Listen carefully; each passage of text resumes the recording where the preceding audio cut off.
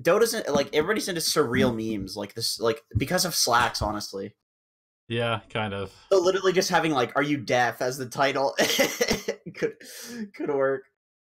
We'll see. I mean, hopefully it does. This is what I've been telling my mates, man, 7 minutes ago. I hope this blows up. I don't know. We'll It would see. be nice if it would. We could use a big viral video. I feel like We could. We're in the pickings for one recently. yeah. We've been consistent, but I also kind of feel like with the patch having been out for it's on. With the patch having been out for like a little while, people are less like stoked to watch YouTube videos. Yeah, we also what I didn't mean? do that much patch content, to be honest. Well, you were gone, Yeah. and I'm on a fucking 0.1 megabyte connection, so I couldn't get videos out. Unfortunately. Yeah, very true. Did I win a match with you all? His mic is muted. Somebody's mic, your mic is muted. Whose mic apparently. is muted? Oh. Is mine? Mine's not. You can hear me. Keep talking. Hello, testing 1 2 69. Bark still in Tucson, Jenkins? Yes, unfortunately. This place is fucked. Actually, I'm not a Tucson fan. Yeah, I mean, my parents lived near there for like 5 years, and Arizona is a pretty weird place. It's awful. It's like people warn you about Florida. You should be worried about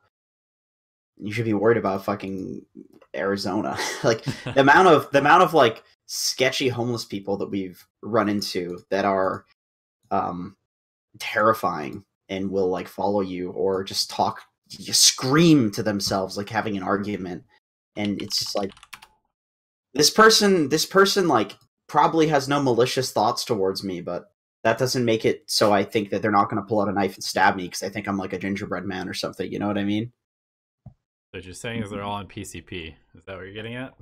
Oh, there's a big drug issue here, and there's also a big like people there's like a lot of veterans here that didn't get help after war, and they're just homeless with no help from the government and losing their fucking minds. Right. So it's like not it's really weird because this city is like 50% insane people and then 50% like retirees who can't afford to go to Florida.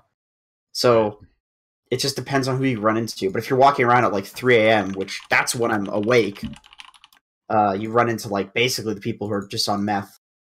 And the amount of sirens you hear all the time, holy shit. Do I think aggro tri-lanes are good in pubs? They're very risky. They're very risky because they require very good execution. Yeah, they require good execution, but it's also like if you don't execute, the punishment is that you can't just rotate your heroes back to the safe lane because the off laner will be huge. Right. And then you're throwing your and then since you lost that lane, you're throwing your winning hero who's in the safe lane to the wolves. So you're just losing 2 lanes. Like you can really easily lose all 3 lanes if you aggro tri-lane, but you can also win all 3 lanes. Yeah, definitely. Okay, let's go ahead and roll the intro and get started with this. Let's do it. Wait, give me a sec. Sure. Perfect. All right, I'm good. You're looking good. Everybody in chat, tell Jenkins he looks beautiful today. Wow. You're so nice. Okay. Here we go.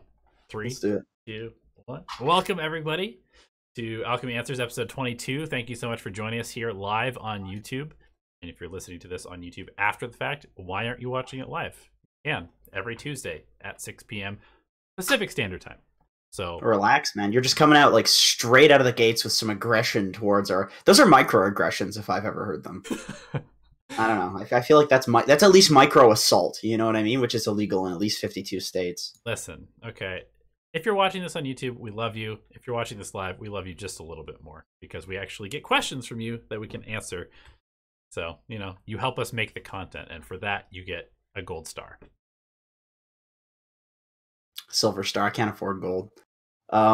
This question here that you posted, is this your question or is this question somebody else had? It's from Turtle. It was up a little bit farther, so I just want to make sure I didn't miss it. Oh, okay. Got you. Um, okay, so we'll get started. Question.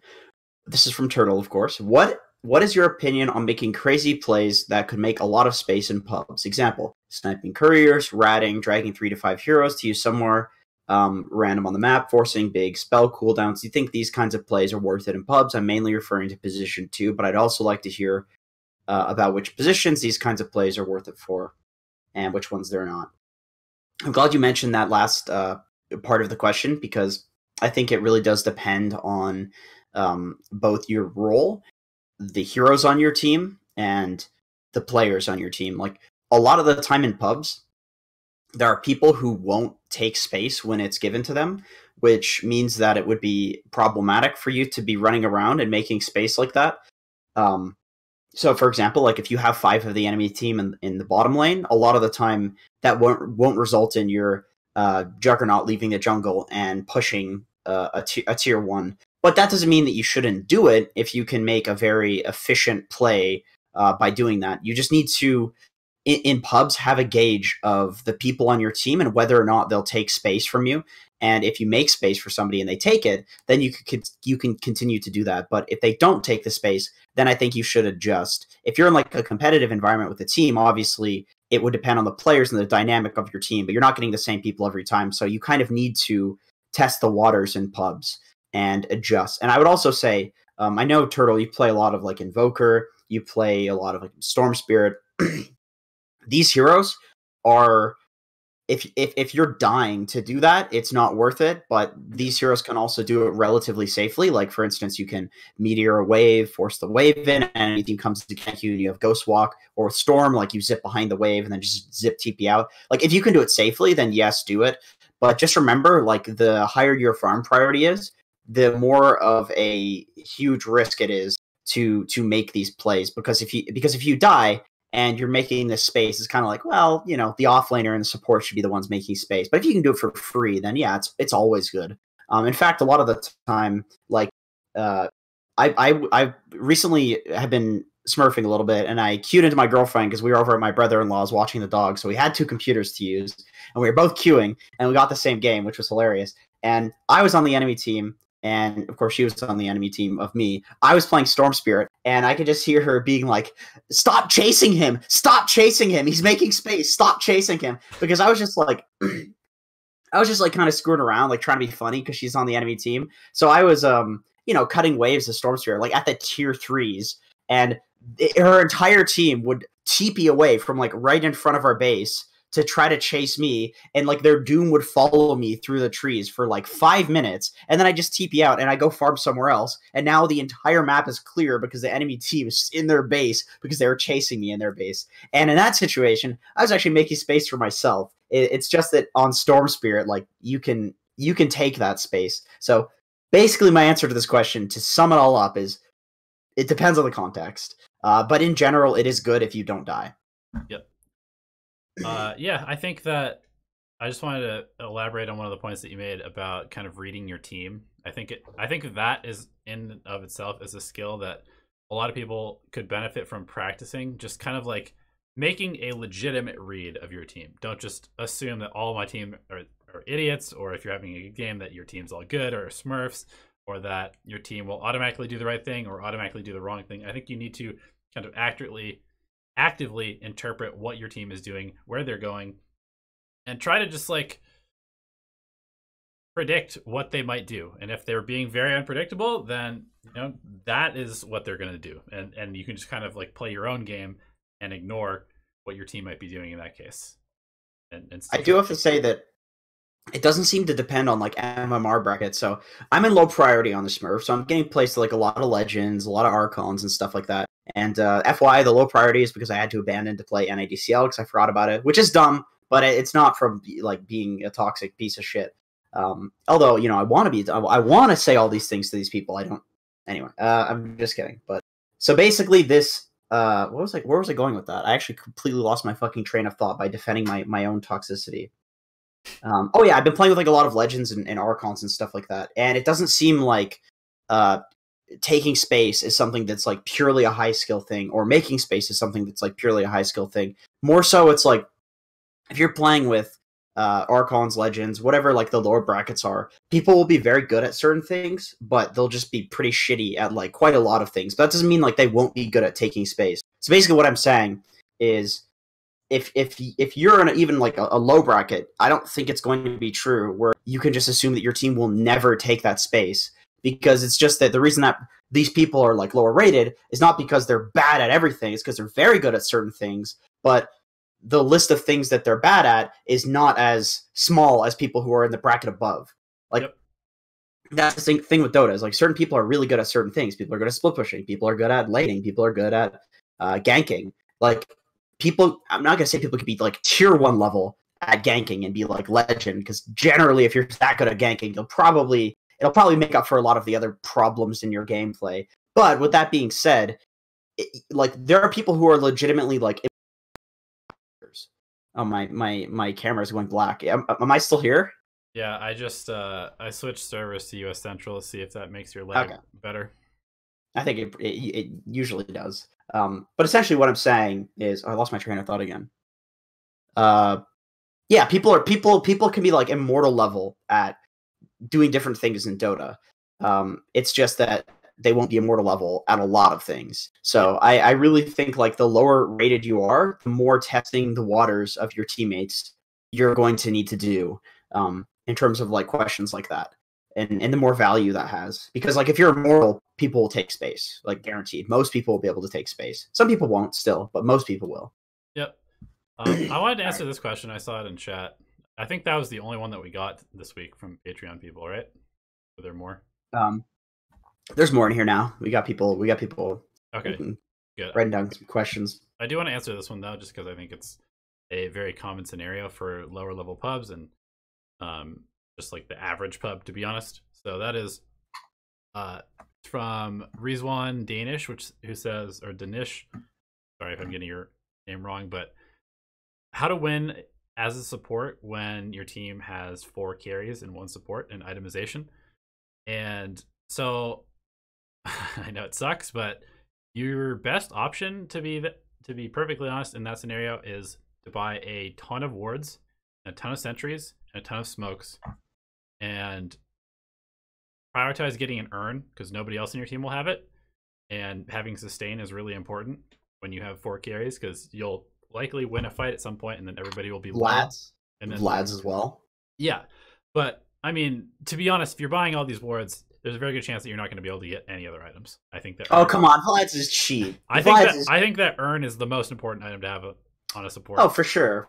Yeah, it's very cheap. It's very cost effective. Yeah, focus on buying cost effective items. Exactly. So like nobody else is going to buy those. Urn, Vlad's, Medallion, Glimmer, if you can possibly manage it, and like buy a bunch of clarities. You can even run around with some salves if you don't have an urn, and just basically allow your team to be 4 carries, because that's how you win with 4 carries on your team. You don't win with 4 carries on your team by like going Midas and then saying like, screw my team, I'm gonna do whatever I want. If you actually want to win a game with 4 carries, first of all, pick Ogre. Number 1, you can just bloodlust your 4 carries and then you win the game. Number 2, you just buy wards and sentries pretty much the entire game and practice your warding skills and just keeping vision on the other team. Yeah, that's definitely the most game-winning but boring thing you can do. Yep. Unfortunately. Dude, I've realized lately that Dota is such like there's such a balance to Dota when it comes to like playing with your team, sometimes playing away from your team. Like there's levels to Dota where it's like you can focus on like the player by player aspect where you're actually trying to babysit people and focusing on like the psychology, or you can ignore everybody and just be really good at playing your own game. And there's like the meta aspect of like picking. Like there's so much to this game in terms of levels, where at each level you can be winning or losing pubs depending on how good you are at it. And it's not even related to like playing the game itself. It's always like these like metaphysical questions about like reality of like, what's the best way to deal with somebody who's suffering a psychotic meltdown and feeding couriers down mid. What's the best way to deal with somebody who's suffering a psychotic meltdown and feeding couriers down mid across many games? Like, do you need to keep your own sanity in that situation? Can you save their sanity? Like, is there a way that you can play within that game where you could win with a few? God, there's so much. There's so much because I go over to my brother-in-law's, right? And like, we're all Dota players. Like, that's how I met Ellie's, and we played Dota, and obviously her older brothers got her into it. So anytime we're over there, Jackie, who's my brother-in-law's girlfriend, she's always just like, oh my God, they're talking about fucking Dota again. Like, they're just like, Dota's like a banned topic because we'll just go on and on and on. And the amount of conversations we have just about like all of these different levels of subjects, it's not just like checkers or chess or something where you're just discussing strategy. Like, we're discussing like how it relates to life, like how to learn lessons in general, like you know what I mean? Like, there's so many fucking levels to this game. Somebody used to say that I used to play with, I do remember who it is, but I'm not going to mention their name. They would say that Dota is like a microcosm for life. Yes, like, I totally agree. There's always these things in Dota where you can like, oh, this is obviously the way you should do this, and then you just think for a second, like, wait a minute, these situations arise in life. Like, for example, I was talking with Ellie's stepdad Dan, and we were talking about like driving and how to drive and how you actually have to make adjustments and experience things, and you know, you like, you can't do it like while you're tired. And there are all of these things that, like, when it comes to driving and like learning that skill set of driving, I have said countless times in videos about Dota. And then it's just like, well, that all of these things could apply to every single skill in life. It's not just driving. Like, driving is just an easy parallel to make. But like, if you want to get better at parallel parking, like, first you go watch somebody parallel park, and then you would try it, and then if something doesn't work out, you try something different. If you keep doing the same thing every time when you're driving, well, you need to get out of your comfort zone. Like, this is all shit I've said about Dota. You know what I mean? It's just that in life, the lessons, there's so many possible lessons that's overwhelming, but with Dota, it's like much simpler than life in general, so you can come up with these like strategies of learning and getting better. Oh, God. Yeah, we've been very tangential on this one, but I mean, it's very true. Like, I almost feel like mechanics are irrelevant in Dota. Like, they are, but they aren't. Like, depending on how you look at it. Right. They're not completely irrelevant, but if you have like super godlike mechanics, it's only going to take you that far. If you have super godlike communication, it's only going to take you so far.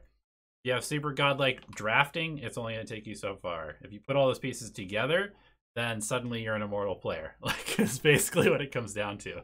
Like, there's some people that, like, it seems like they just do one of them, though. Yeah. And then other people, they do everything kind of well. Some people seems like they do none of it well, but their attitude is amazing. Yeah. And it's like, I have no way of saying, like, I guess it just goes to show that in life in general, there's, like, room for everybody. Like, if you're just, like, a unique person who's just good at certain things, you don't need to be good at everything. You don't need to be really good at anything. You can't if you're really just good like at everything. That is the biggest thing that Dota players need to learn, because I know that you and I both struggle with this. If you look at all of our bad months or bad weeks of losses, it's because we're playing like 40 different heroes during the week. And dude, I went ham on my brother-in-law for doing that. He was like, it's just so dumb. It's so dumb because if you think about the pros, and we've talked about this in videos, they play like 6 heroes throughout the course of like a 3-month patch. Like 6 Dude, heroes. The way I see it, like, if Miracle can't play more than... If, like, Miracle and Mind Control are playing, like, 5 or 6 different heroes, then there's no fucking way that you can gain MMR with doing something different than them. Like, these are the best players in the world, and they're playing like 5 or 6 heroes. Like, if you want to get better than the point that you're at, you need to get very good at 5 or 6 heroes. That's the only way. Because like, going back to it, when we talk about Dota having all these levels to it, that's why you can only know 4 to 5 heroes, because that's a subset of information that isn't quite too much. It's still a lot, and that's why, like, Miracle and Mind Control, 5 to 6 heroes, knowing them as well as they do is actually very impressive. So maybe even for people like us, it's like 2 to 3, yeah, 2 to 3 heroes. If you think about it, think about your best hero, your absolute favorite hero, and think about if you've ever felt confused about what to buy or what to do in a game. Like, to get to the point where you feel like you know what to do in basically every scenario on one hero could take literally thousands of games on that hero. And so, like, even just being really good at a hero takes a lot of time and dedication. While certain heroes are similar, for the most part, there's so many nuances to it, like knowing exactly when to use an ability, when to use an item, when to go for the super situational item that will actually win you the game. It's just stuff that you can never really know until you know it. Where to play on the map? Do I play with my team? Do I push at this point? Do I play around the Roche pit? Do I ward? Do I switch lanes? Like, do I play with one support? Do I play with 2 supports and gank and make space for the 2 other heroes who are farming our jungle and their jungle, or their jungle and then their other jungle? Like, there's so many permutations. And then, like, the meta shifts. So, like, their Roche pit is in a different place. There's different heroes being picked. So that makes it even harder. Yeah. So basically, like, there's too much information in Dota at a given point that you cannot know, like, 40 heroes, because the amount of information, what do we have in our brain? Like 2 petabytes of data that we can store, or something like that? Is it? I'm not going to Google it, but we have a lot, like, 2 to 5,000 terabytes that we can store of information. And the amount of permutations in Dota for learning like 40 heroes, it is surely more information than your brain could reasonably process.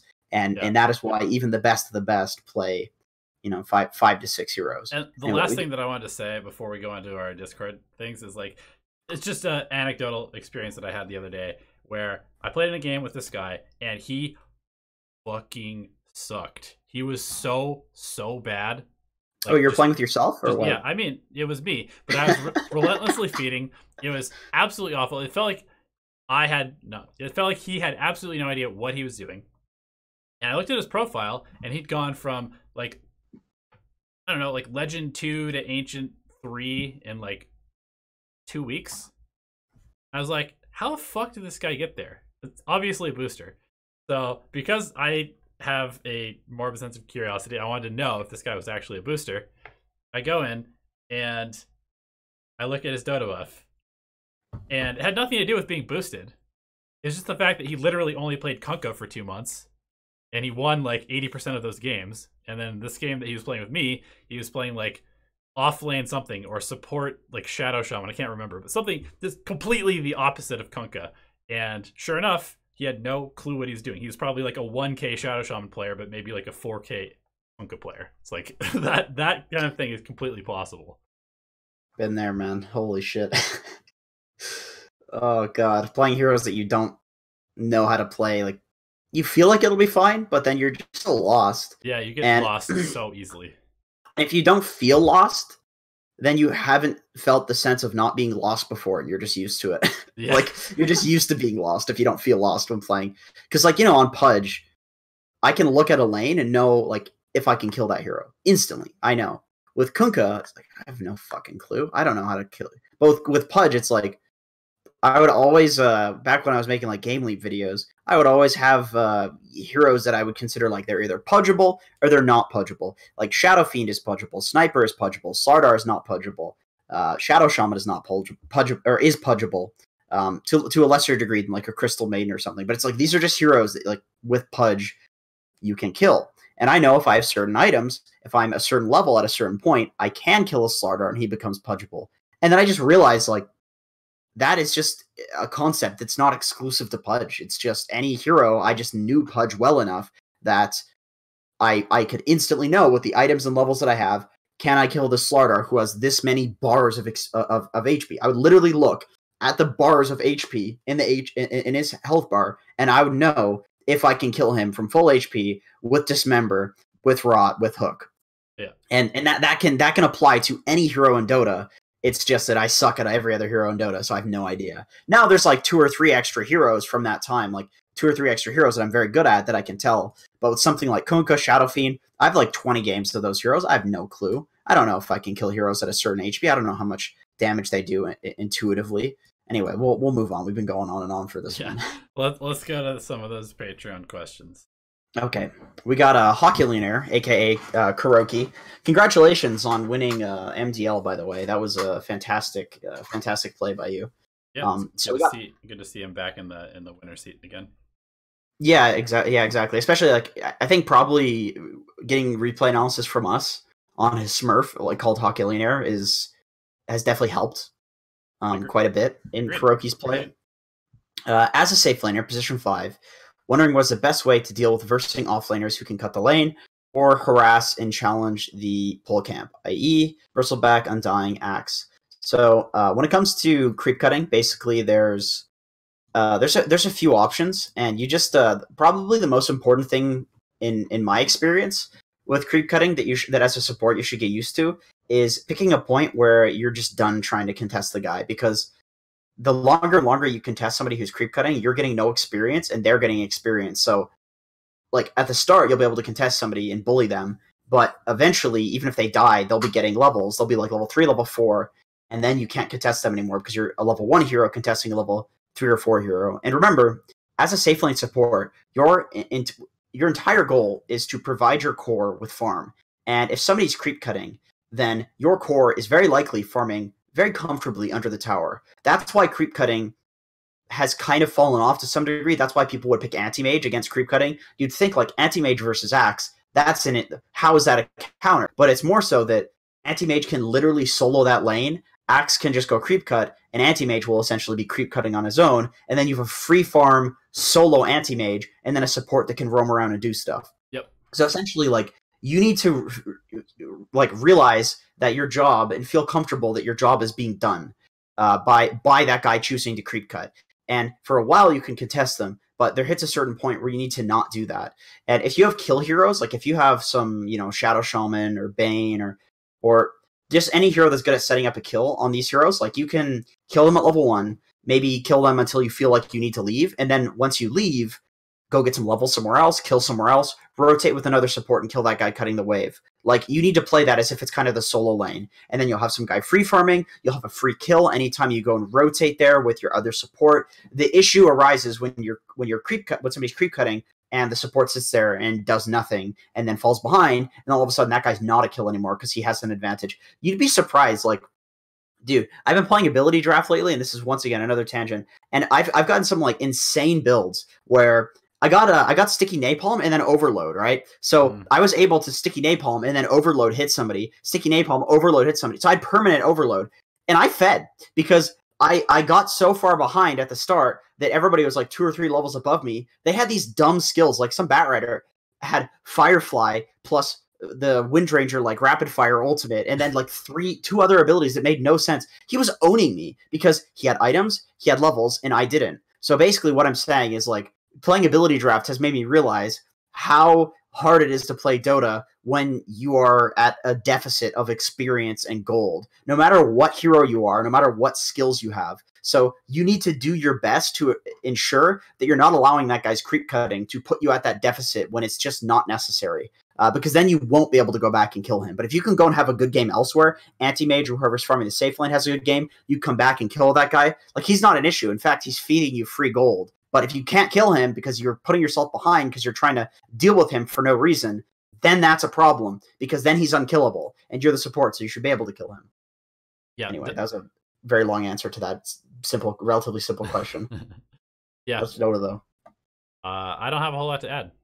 It's something that we've talked about before. If you feel like you can't actually contribute anything, and don't kid yourself that you're contributing something by right-clicking a guy who's taking like 20% of his health and then still farming. That's not actually contesting him at all. Like, you have to actually threaten them with death.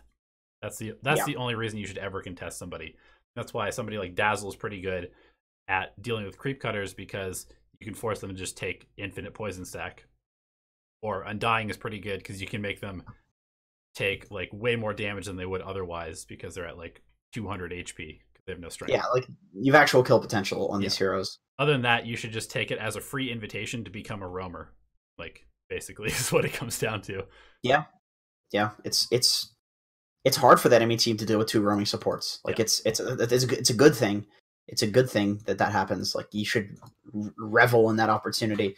So RFX asks, Is roaming and ganking back? You made a comment about it in your most recent meta report. If it is, in what circumstances does it make sense? Is it only in tri-lane situations, or is there general roaming in all lane scenarios?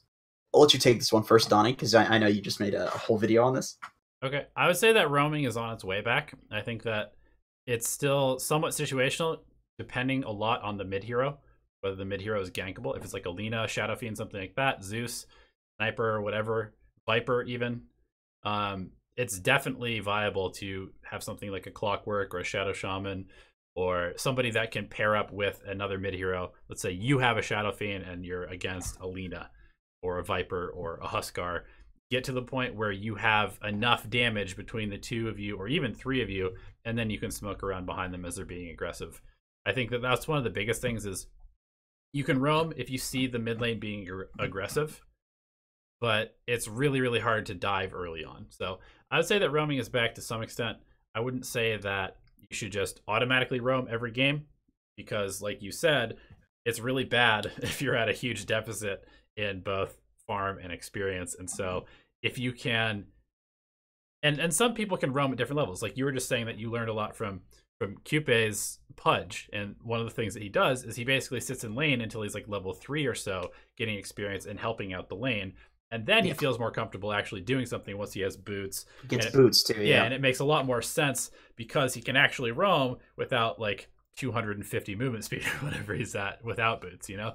Like these are all considerations. You know, roaming on a hero that has 320 movement speed is way better than roaming on a hero that has 290 movement speed. So there's all sorts of little considerations that you can make when you decide whether you should roam. One of the reasons that Bounty Hunter can roam is because he has 320 movement speed, something like that.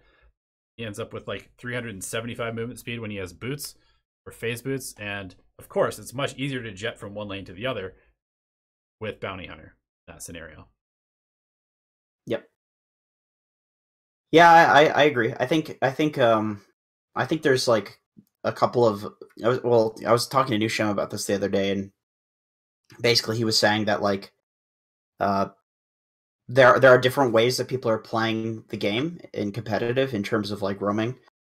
He was saying that like Pudge kind of plays opposite to how most people play, where essentially like people will start roaming with like an Earth Spirit, and then at like 4 to 5 minutes they'll sit in a tri lane just because they can, because they have like level 2, level 3, and all of a sudden they're really strong at killing in the lane. Maybe the heroes that they had left and that they were ditching when they were roaming, they're higher levels, so they have kill potential. So Earth Spirit will sit in a tri lane and just keep killing and making a lane like total free farm, get levels, make that lane a bad area for the enemy team. Enemy team rotates out of it, and then Earth Spirit starts rotating again once that lane has been secured. That's like one way of doing it, right? It's like a complicated pseudo roaming laning sort of situation depending on power spikes. Pudge works the opposite, where you want to get like level 2, level 3, and then you just hard roam for the rest of the game. And you're more than happy doing that on Pudge. So it depends on the hero, and it depends on power spikes. And roaming has gotten a lot more complicated than it used to be, where you just run between lanes. But it is most certainly back, and I think there will be a lot for us to learn watching roamers in tournaments in the next couple of months, because like I said, I think that it's gotten far more complicated than just playing like some Earth Spirit running between two lanes. There's times you should tri lane. There's times that you should start in a tri lane, then roam, then go back to a tri lane. There's a lot of variables to it now, but it is most certainly going to be back, especially when people start winning tournaments by doing it. Yeah, I think that's actually a good point to end on for this question, is that it really is about kind of like switching between a few different phases as a support. It's like, okay, now for the next minute or two, I can roam to the mid lane because we actually have kill potential between my hero and the mid hero. But then maybe one level later, or if you don't have mana because you just got a kill in the mid lane, you need to sit in lane and get some experience that way. Because it used to be, right, you'd go gank a mid lane, you kill them, you run to the bounties, you pick them up, you get a bunch of experience, you run to the bottom lane, you kill them, you run, pick up the bounties again, you go to the mid lane, you kill them, and like that was the rotation. But now, without the bounty experience, without the kill experience being that high, you really have to be pretty cognizant of like making sure that you're shifting to sort of like soaking a little bit of experience or taking a jungle camp here and there, or if your gank doesn't work out and maybe your mid laner dies and maybe you get the kill and your mid laner dies, then you sit in the mid lane and you get like a wave of creeps until the mid laner comes back, and that's how you kind of keep up while you are roaming. Yeah, basically it's harder, but it's there. All right, let's RFX has been doing work. Question by Goku in Discord in another channel. He says, "Hi guys, how you doing?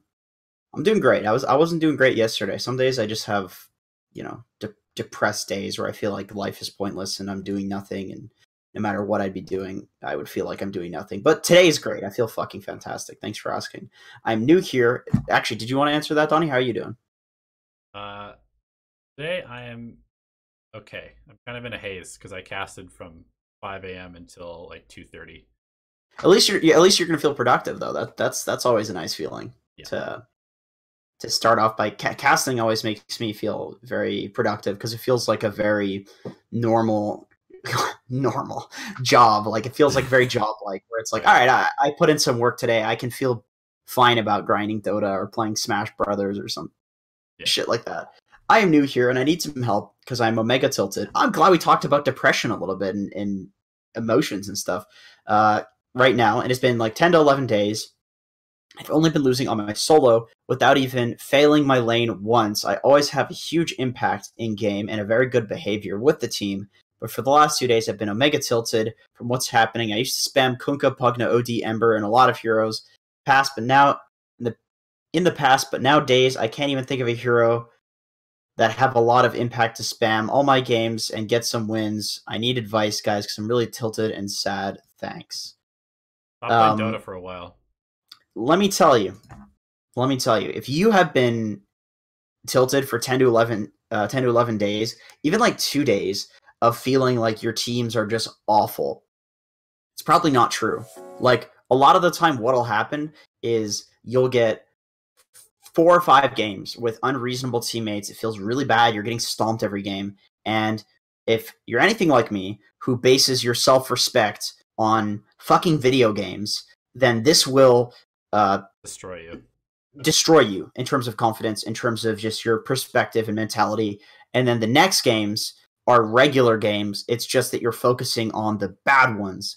And if anything bad in these games happens, you're just immediately like, this is going to be like all of the other games. Yes. But really, you're probably back to the point where your games are normal. You shouldn't be losing, but you're just in a very depressive state. And what you need to focus on is not what hero to spam, how to get better. It's none of this like Dota related stuff. What you should be focusing on is do something to like find your happy place. I personally drink a lot of tea. If anybody knows any tea sponsors, I'd fucking kill for a tea sponsor. But I drink a lot of tea. That puts me to my happy place. I take baths. I love baths and turn the lights off and just fucking think. I like going for walks. Like these things will make me will ground me mentally and make me reset. And it's just about forcing yourself to do these things that just make you genuinely happy and genuinely relaxed. I'm like key emphasis here on forcing because it's not easy. You want to play Dota. That's the problem. Like you have to drag yourself off of these things. Go for a walk if that's your thing. For me, it is. Maybe that will make you feel better, but it'll reset you a little bit, and then do another thing, and then do another thing, and then on like the second or third thing, you will actually have been reset. You don't want to trick yourself into being reset. You want to force yourself to just do things that relaxes you, that will mentally reset you until you are actually reset, and then go play Dota when you actually want to play Dota. And I think you'll see that the games feel different despite being exactly the same. Yeah, I don't even think that you should put that sort of finishing touch in there, which is that play Dota when you want to play Dota. Just force yourself to not play for like a few days. Really important, because when you come back, you will want to play naturally. Or either that, or you'll just like stop wanting to play. I suppose that's also possible.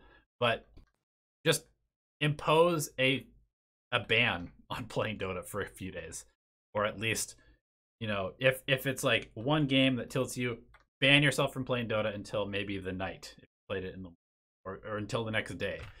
And I think you'll find that if you take time away from the game, you will suddenly, like, within a day or two, this always happens to me if I get really tilted, like I go on a losing streak. Maybe I'm just feeling really bad about my play, maybe I'm feeling bad about my teams, doesn't really matter.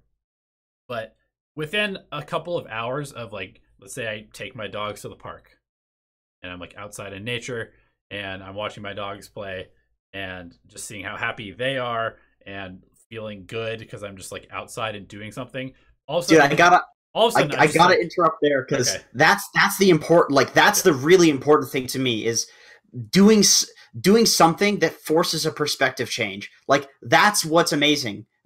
That's like what works amazingly, I should say, because like you watching your dogs makes you realize, like, fuck, man, they're just so happy to be alive. Like, they're just so happy to be prancing around, and it gives you like an idea of, like, you're just basing your happiness off of one thing. You're just basing your tiltability, your depression, or whatever, anger, or whatever it is, off of one thing, and you could just base it as easily off of something else. Like, every single person on the planet has a different thing that makes them happy, a different thing that makes them upset, and they change all the time. It just so happens that yours is currently Dota, and you've gotten in the habit of having Dota be your main focus and your main source of happiness. And so that's why it's so important to ban yourself from that source of happiness, because you'll realize that you were happy before you started playing Dota. You've experienced that many times.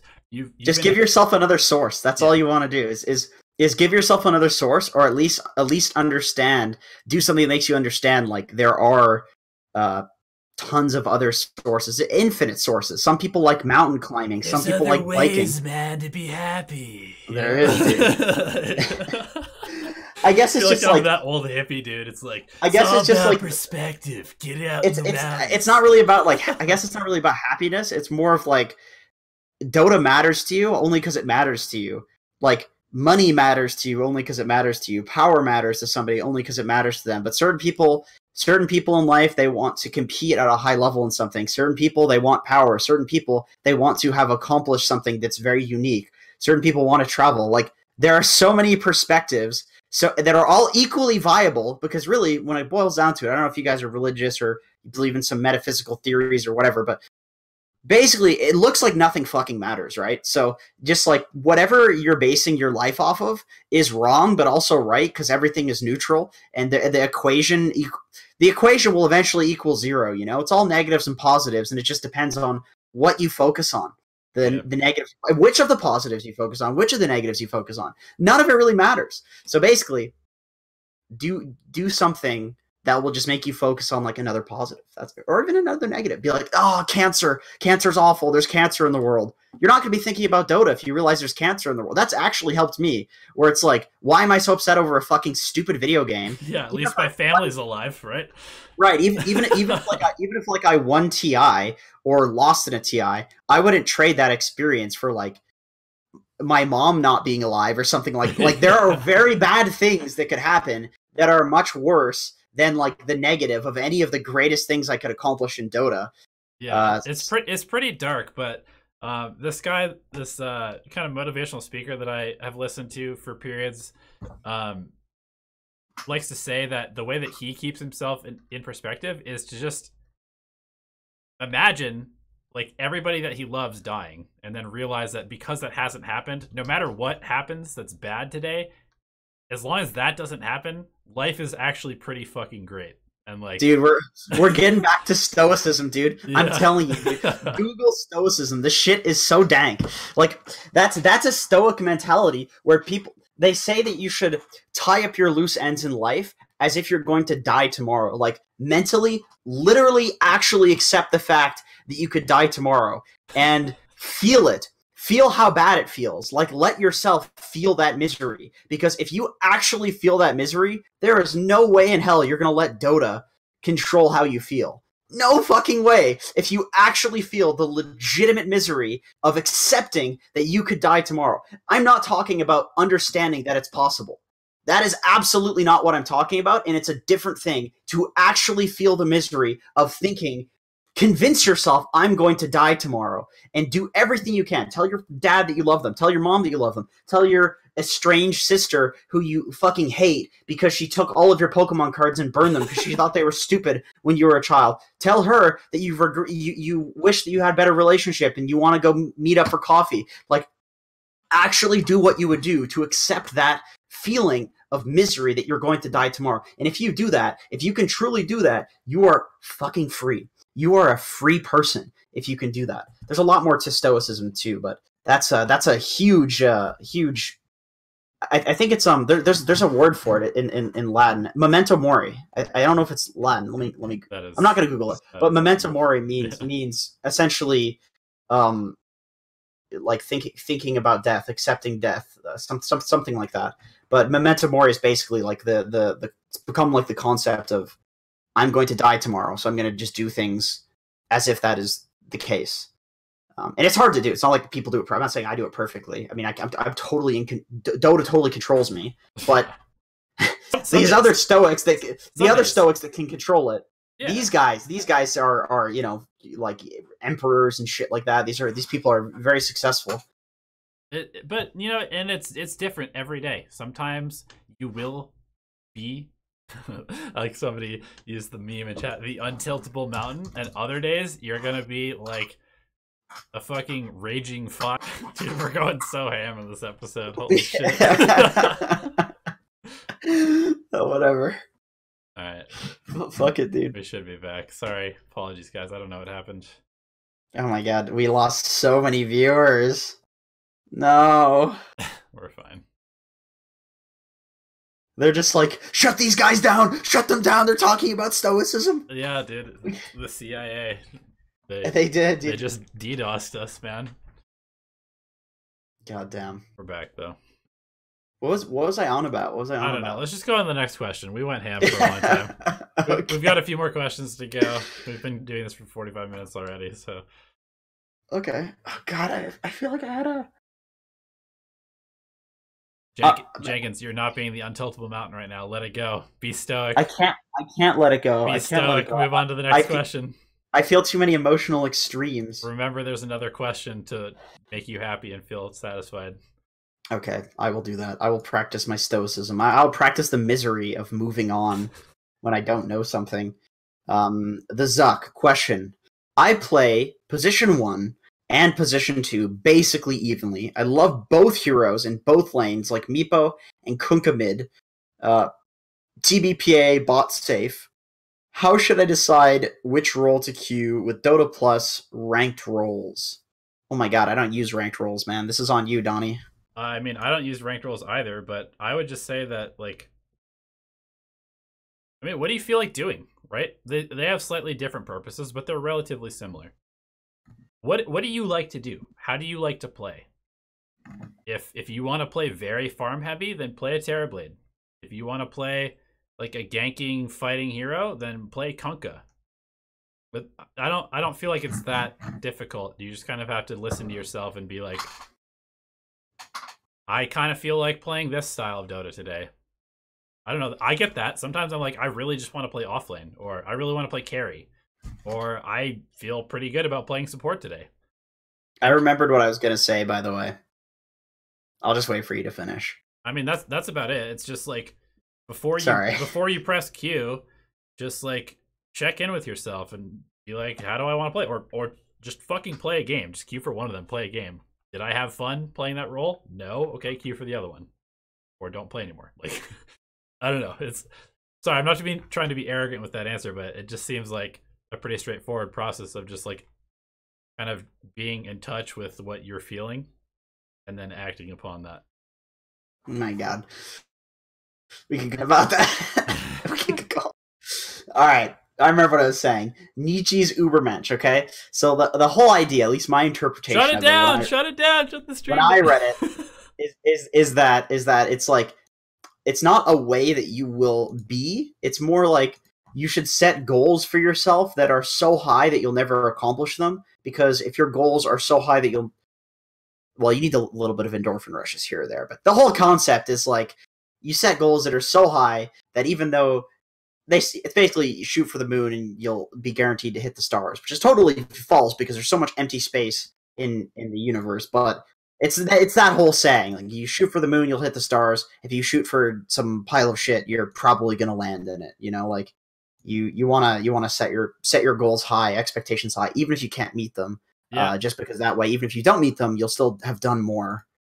It's actually, there's like the whole law of attraction kind of like woo-woo stuff, but here's a very concrete example. I teach snowboarding on the weekends, and I always tell my students, do not look at the tree or the person in front of you. Look to the empty space between them and the next obstacle. Because if you look at something, you're going to go towards it. If you put your attention on it, you're going to go towards it. That's just how it works in snowboarding. It's how it works in life. I remember when I played soccer or football all the time, and I would take a penalty kick. If you look at the goalie before you kick the ball, you are going to kick it at the goalie no matter how hard you try to kick it like into the corner of the net.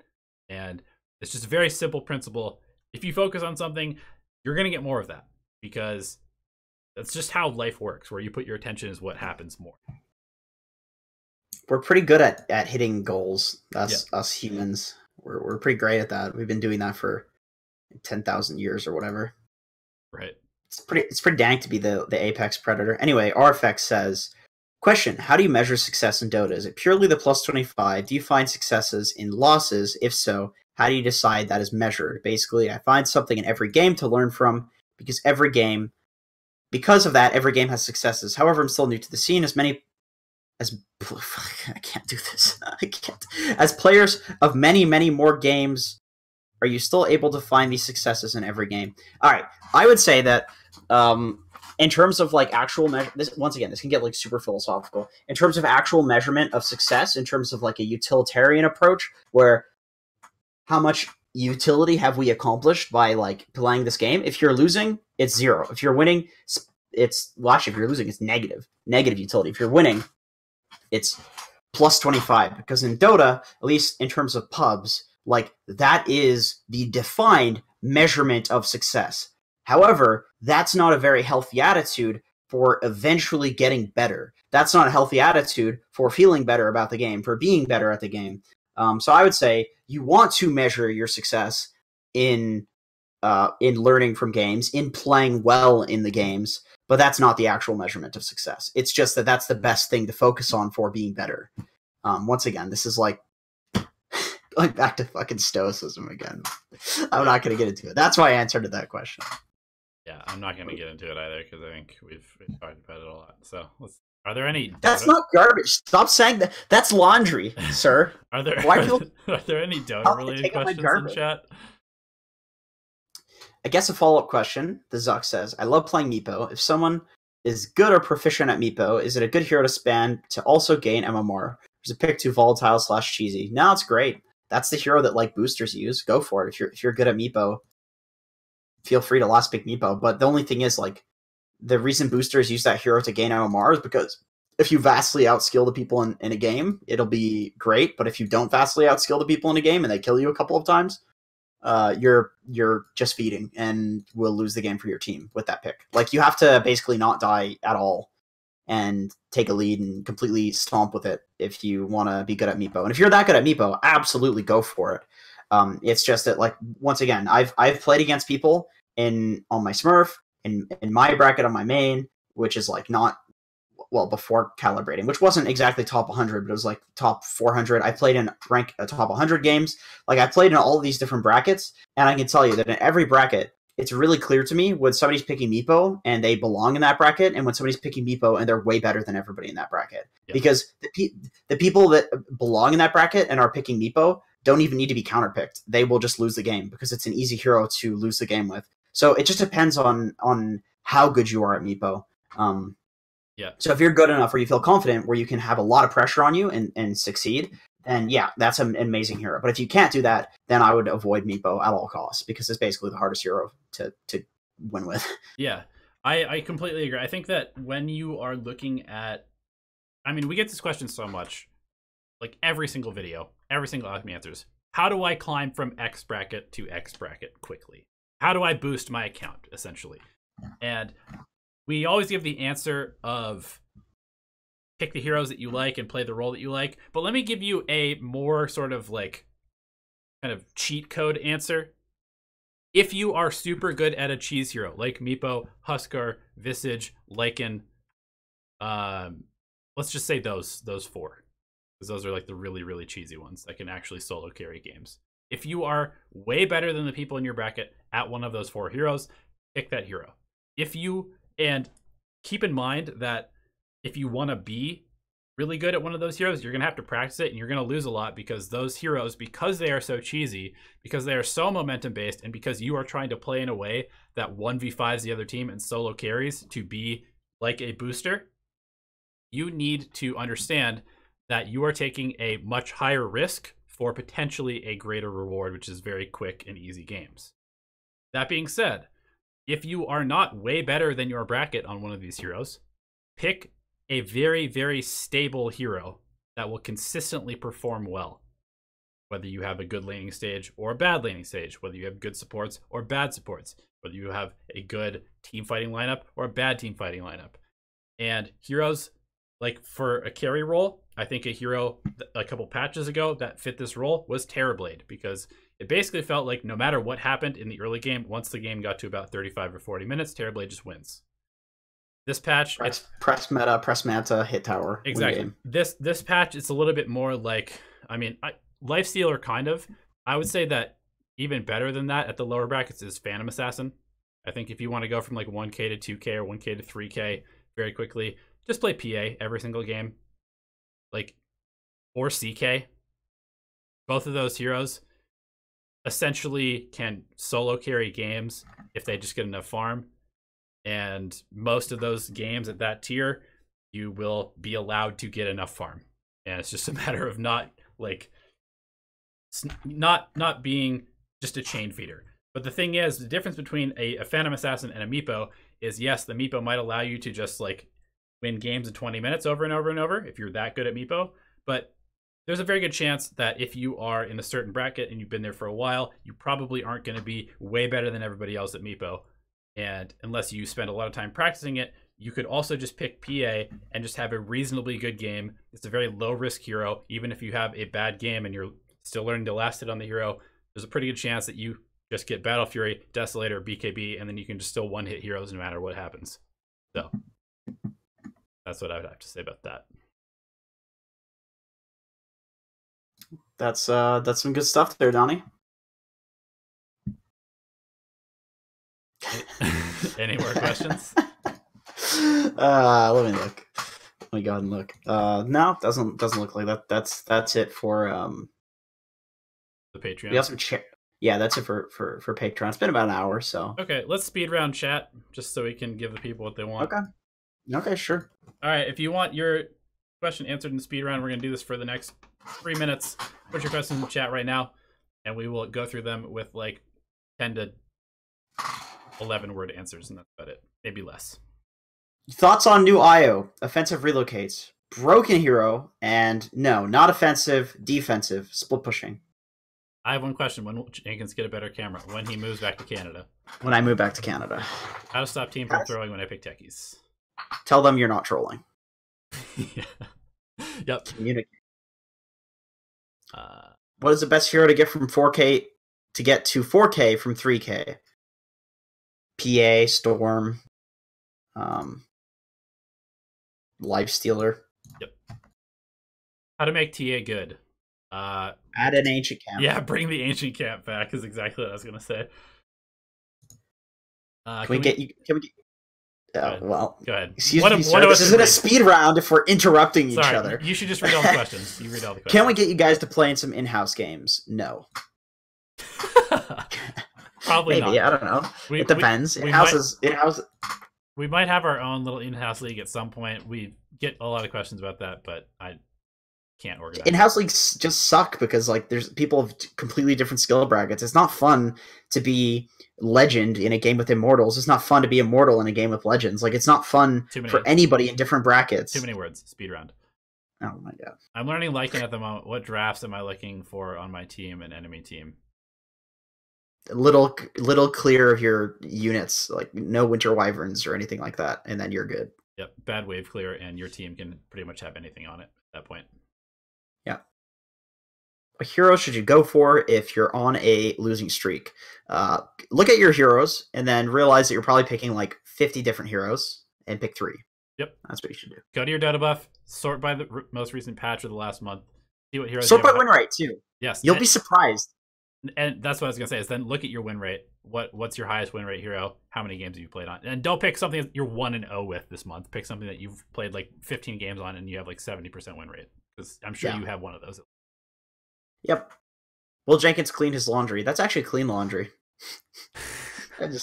My girlfriend just did it and put it in there, I think. I've yet to sort it. How do I interact with someone who is tilted or responds negatively to constructive criticism? Don't fucking talk to them. Mute them. Mute them. Talking to them is the worst thing you can do. Is rushing BKB on CM after boots sensible? Situationally. Sure. Will Jenkins put it away? I probably should because my girlfriend did the laundry, so that'd be a nice thing to do. How viable is Kunkka in both core and support roles? Relatively.